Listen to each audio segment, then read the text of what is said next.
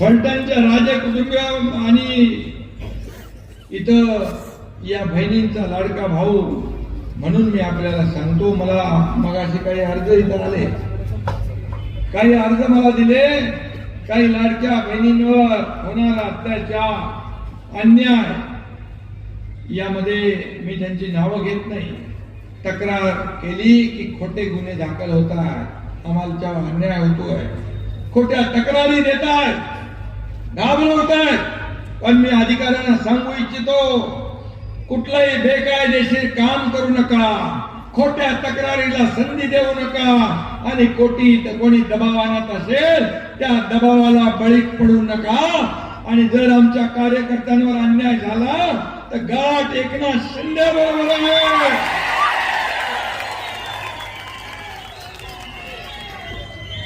मग कोण काय काय करत होतं ते सगळं मला माहित आहे, कोणी काय काय केलं तेही मला माहित आहे। मी शांत आहे, चुपचाप आहे, शांत राहतो। माझ्याकडे सगळी अंडी पिली सगळ्यांची असतात,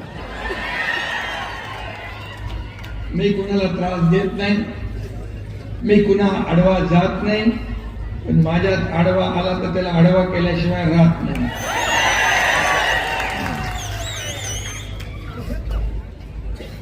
अरे सर्वसामान्यांचं सरकार आहे, गोरगरिबांचं आहे, हे न्यायाचं सरकार आहे, अन्यायाचं नाही।